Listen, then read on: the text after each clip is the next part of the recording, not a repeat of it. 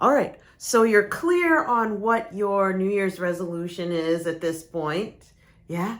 And you may have some momentum going. And all right, we're going to crush the day. We're going to do a great job. And then wham!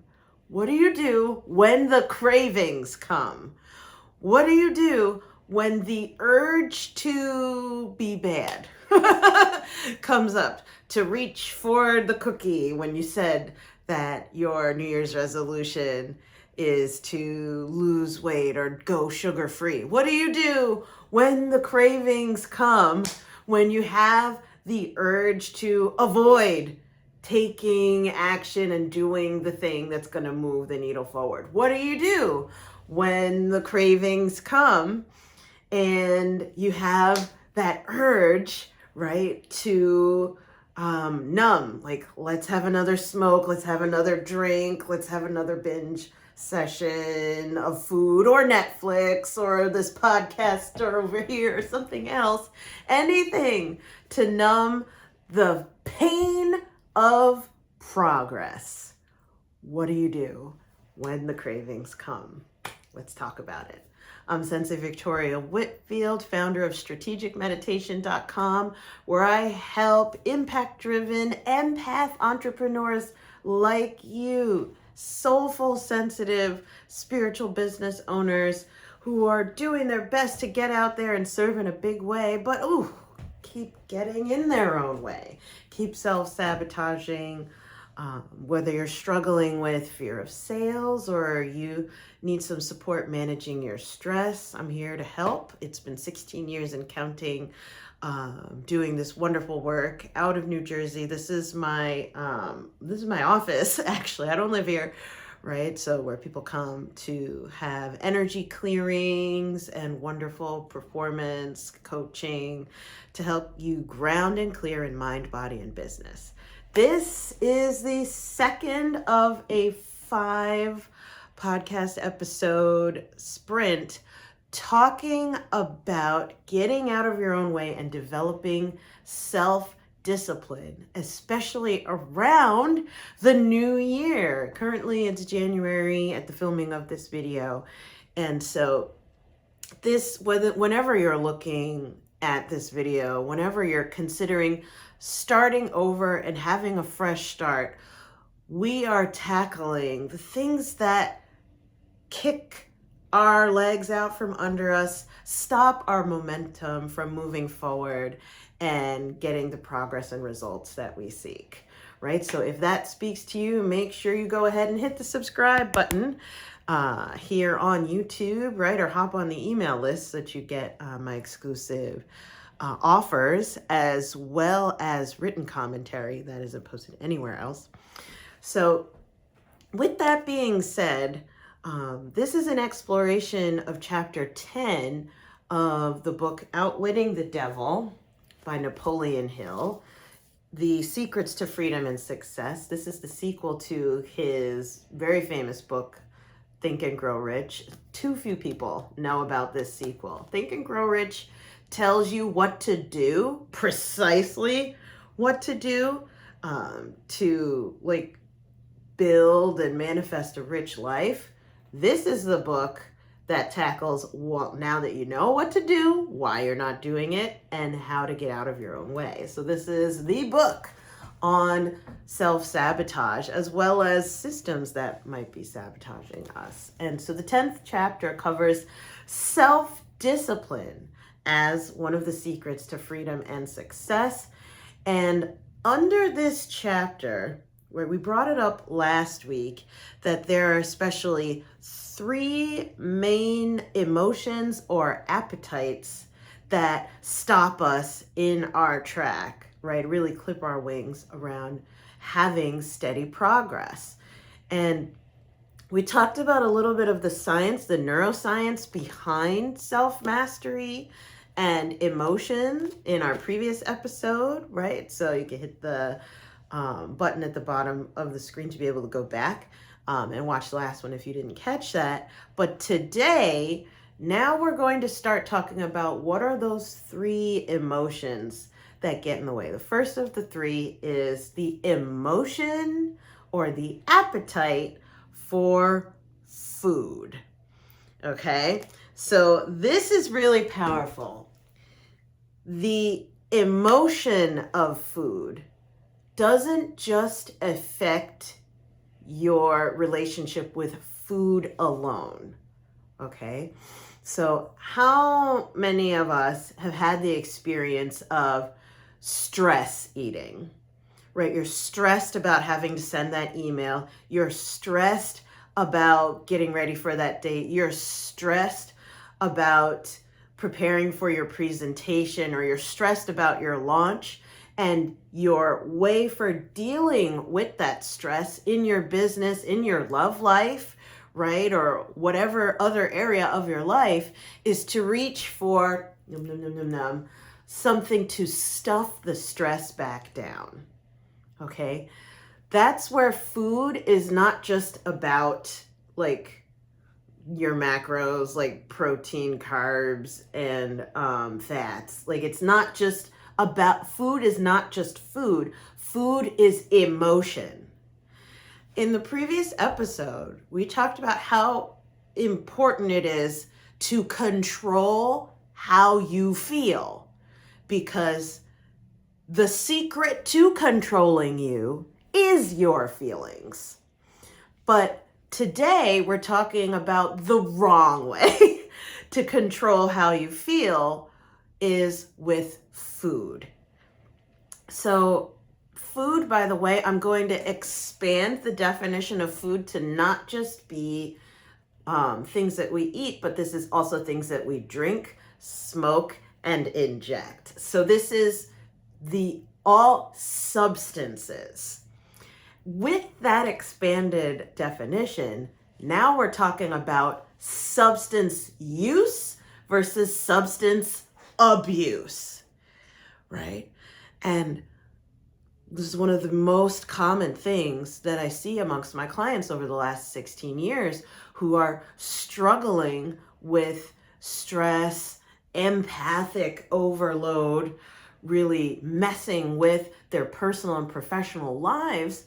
How that really comes out is a dysfunctional or unintentionally abusive relationship with substances, and especially food.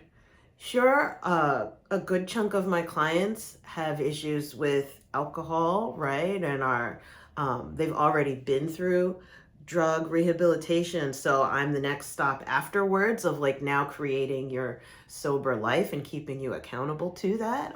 So I don't do the like interventional part. And I'm more of your long-term, like stay balanced, right? And reintegrate type of coach in that aspect. But for those where it's drugs and alcohol, it's very clearly bad for you. As a former smoker and drinker myself, right? I used to smoke clove cigarettes for years, and that was a habit that I picked up working off of Wall Street out of college to be social. And honestly, I really enjoyed it at the time. I would not recommend you do it because it works as a way to deal with anxiety as well as a way to socially connect with others. And unfortunately, as a vice, it works. But I remember having so much mucus, having to spit, having a weird cough, the smell, like I'm smelling like a Christmas ham and tobacco. And that is not attractive. There are plenty of people who hate the smell of cigarettes. Clove cigarettes give it like a Christmas spin to the smell with the clove, but still you have all of this toxicity that gets into underneath your nails, into your hair, and into like all of the crevices of your body, and stays on your clothing and in your cars and everything. So I've had that experience of being a smoker and releasing that addiction. And then with the drinking, picking that up in college and then continuing it after college as a baby business owner, networking, wine and women, women and wine, food and wine mixer, right? Or bourbon and business. Like there's so many.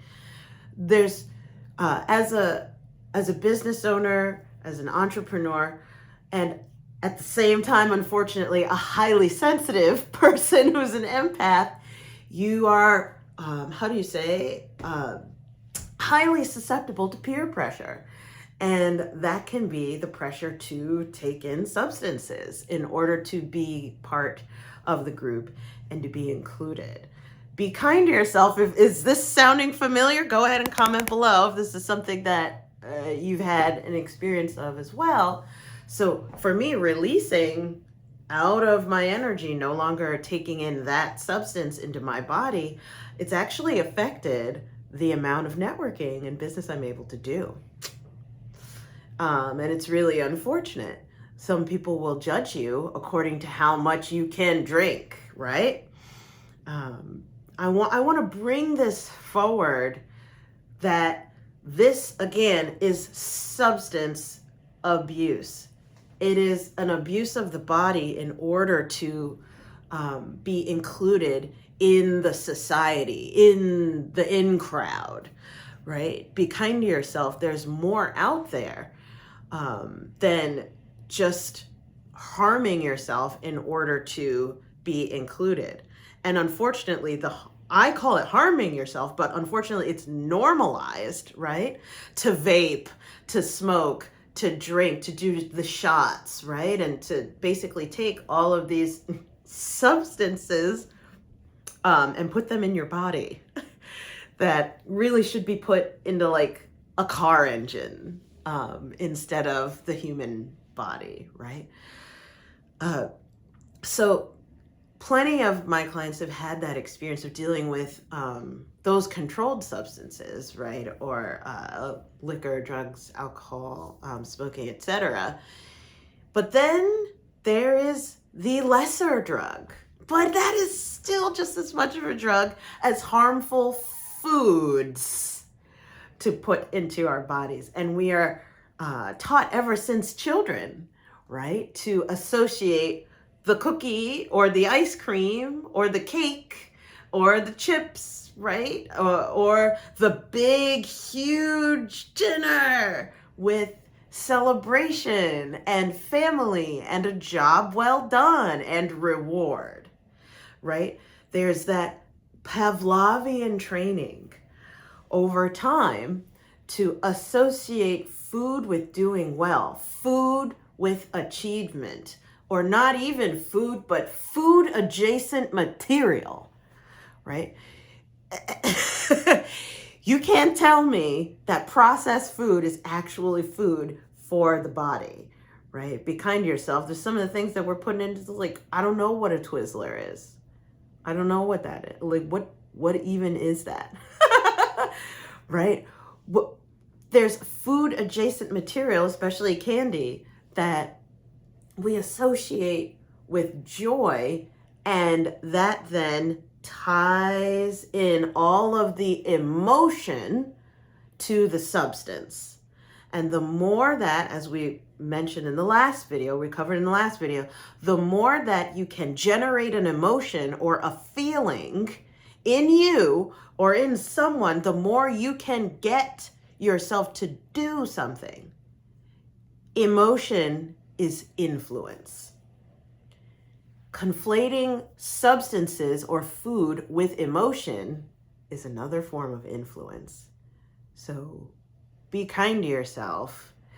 This is the very first roadblock that will crop up when you are trying to go for your new goal, right? Your New Year's resolution, whatever your resolution is, even if it doesn't have to do with food, right? So getting back to the stress eating or the stress drinking, I remember, I think I posted last year a picture that I took just outside of my co-working space. It's this big office building in Clark, very corporate, bunch of different corporations are housed inside of the space where I go co-working, and parked in the parking lot, open my door, and on the ground, as soon as I try to get out of my car, there's one of those like personal mini bottles of like Malibu coconut rum. And I'm like, wow, that takes me back. Takes me back to the day when that used to be my go-to for like a rum and coke. But seeing that on the floor, like as if it fell out of someone's purse or fell out of their coat on their way to or from work, like sneaking some liquid courage in. The emotion of courage being associated, right, just smashed into this substance that really shouldn't be going in a human body. And that induces a form of poisoning, that numbness or brain fog that comes from being in an inebriated state. Associating that with courage then solidifies the habit, reaching for more alcohol, making sure, I gotta make sure I have a little bit in my purse or in my coat pocket for when I go out, so I'm ready for that next presentation. So, okay, somehow through associating courage with that substance of alcohol became part of your goal to get more clients. Like you have to drink in order to get more clients. So now that we're doing more and more and more, I don't know who this is for, but now that you're getting more productive, you're noticing that you're drinking more, or you're like, I gotta have a glass of wine. I gotta have a glass of wine in order to end the day. It's my reward, like a bottle of red. A glass after a glass after a glass turns to be a bottle after a bottle after a bottle. And I've sat next to the people who are able to go through bottle after bottle after bottle on their own, even when I'm not drinking. That's a form of self-sabotage. That is a sneaky way that food can get in your way of you keeping the momentum going on your New Year's resolution, right? The craving to self-soothe with a substance is the issue that we're talking about here, right? For me now, I'm still on the journey with food as the substance that I'll abuse to self-soothe with. Like those patterns run deep of food as reward. Sugar is my drug. I'm coming clean. Here I am. Sugar is my drug. And so turning to that controlled substance is the craving for me personally. I don't know if this speaks to you, right? But as an empath, me personally, mine is turning to sugar to soothe the stress, the anxiety, or to numb out and reward myself for a job well done at the end of the day. The end of the day being the worst time to like have a big old sugar bomb because that'll go straight to my thighs, my belly, right? My chest, and add more fatty like material into my body, messing with my heart health, right? My blood and arteries, my joints being weighed down. Sugar has so many secondary repercussions. It's not just drugs, alcohol, smoking, and vaping that can have negative affect to your body, but so can food, quote unquote food, like sugary foods. Is this resonating? Comment below. What are your go-to substances, your go-to foods especially, that you will reach for as a reward or to soothe stress? Reaching for food is the fastest and first form of self-sabotage. Out of those three appetites, it's the first out of the three that can really cause you to lose momentum going for your goals. With that, let me read from Outwitting the Devil, chapter 10. Napoleon Hill's talking, angel but the devil, speaking to the devil on his shoulder that like gets in his way, how he sabotages himself, and just like, trying to see, how do I stop it? So Napoleon asked the devil, your viewpoint is both interesting and educational. Describe the details through which I may understand how and under what circumstances people overfeed the appetites. So the devil on his shoulder says, take the desire for physical food, for example. The majority of people are so weak in self-discipline, they fill their stomachs with combinations of rich food, which please the taste, but overwork the organs of digestion and elimination. They pour into their stomachs both quantity and combinations of food, which the body chemist can dispose of only by converting the food into deadly toxic poisons.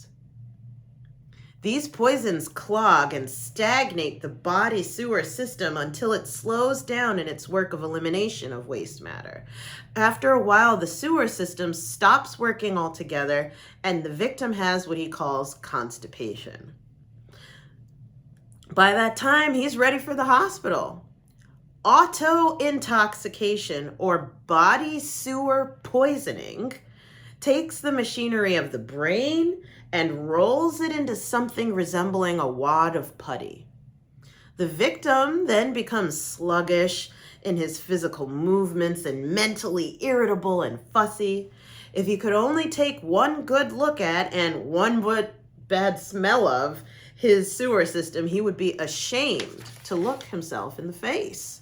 City sewers are not the pleasantest of places when they become overloaded or clogged, but they are clean and sweet compared to the intestinal sewer when it has been overloaded or clogged.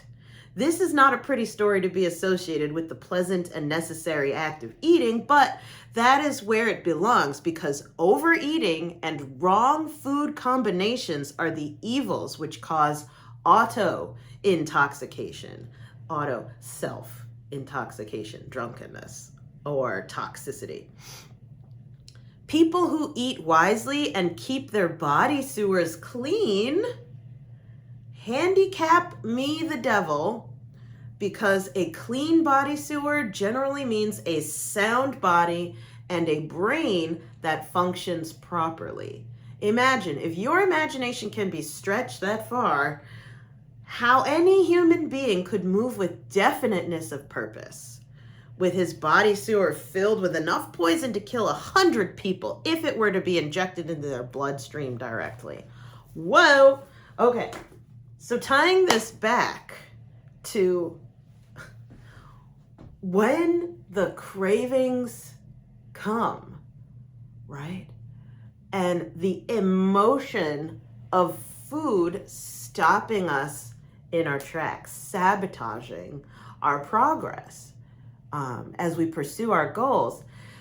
Napoleon Hill especially points out in that passage how constipation and messing with your organs is the issue that will then affect your brain.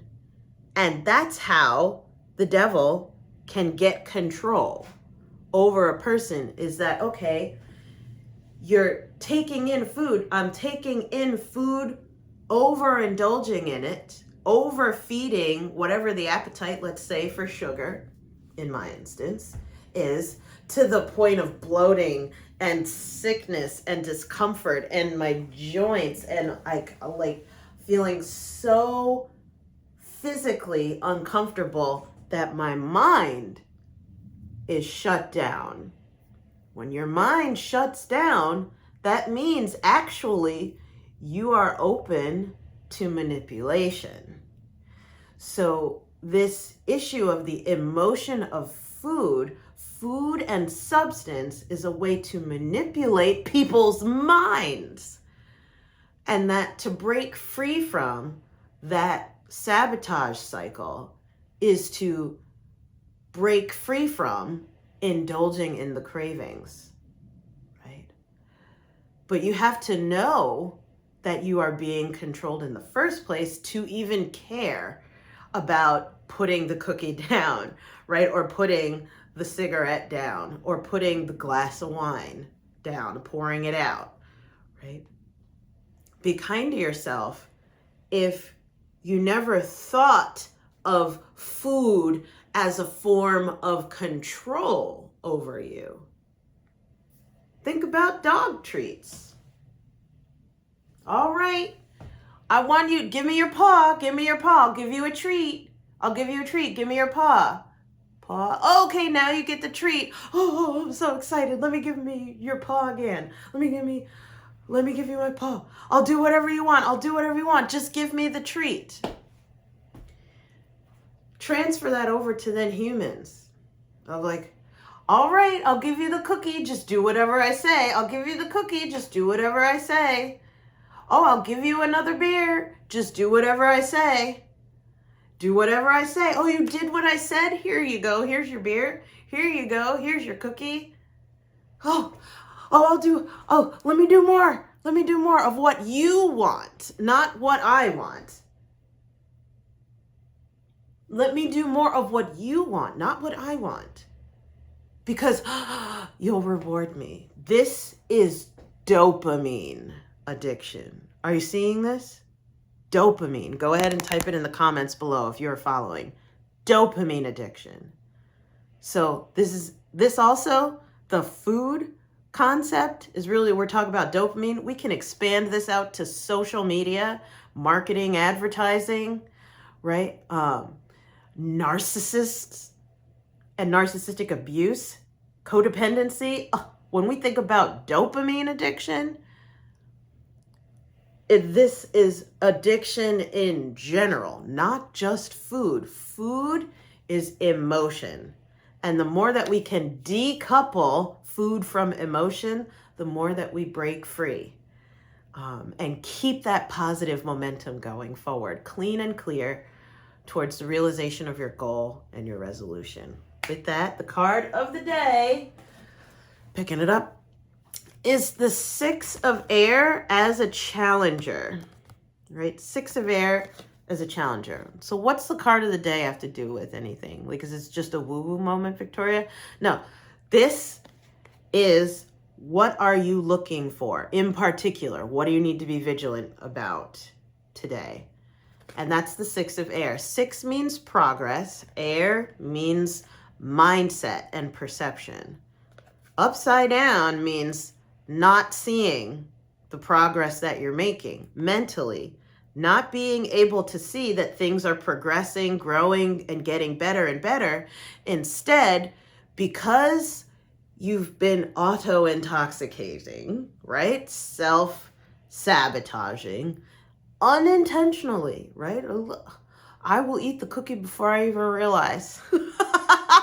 Right? I'm not thinking about, let me sabotage myself. Oh no, I've got the craving in my mouth and I can already taste it, the cookie, before I've even opened it up and crushed through the whole box. Shout out to my finishers. Right? Be kind to yourself. The more that you are overindulged and beset with all that brain fog, the less that you're able to see any progress that you have made at all. So you want to be vigilant about thinking to yourself, why isn't anything working out for me? Why am I not farther ahead than this?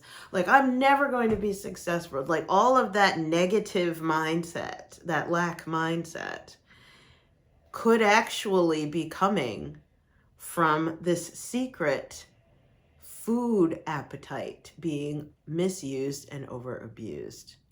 And it clouds your understanding, your ability to perceive the progress that you've made, that things are looking up and that you are moving forward, right? Watch the unicorns jumping on the boat and he's just sliding forward and making progress. No, upside down, I mean, I don't see that I'm moving forward.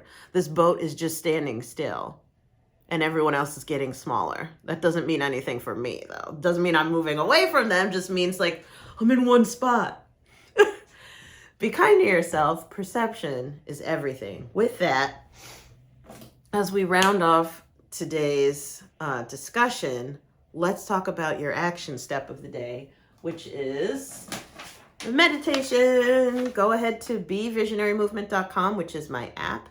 Open up an account there if you don't have one yet. bevisionarymovement.com is how you spell it.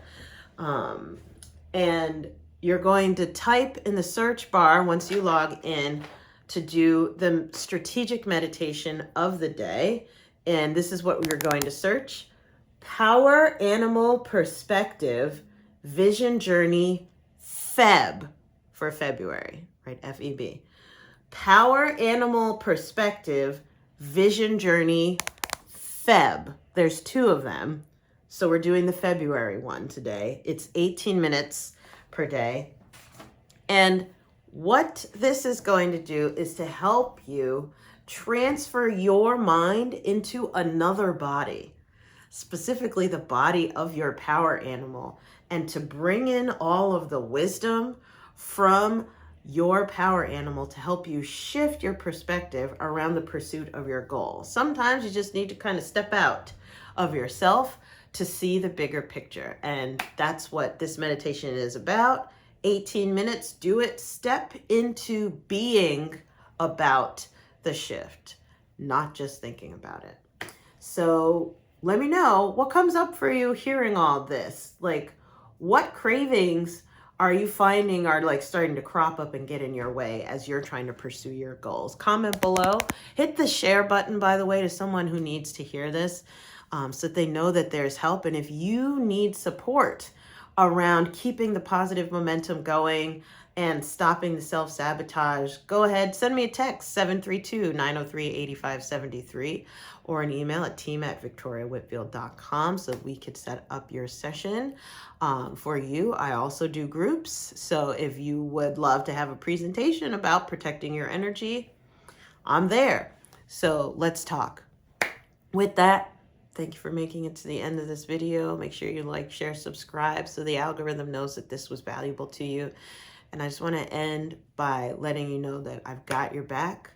I'm sending you so much love. I believe in you. And you do not have to lose your glow as you grow in life and business.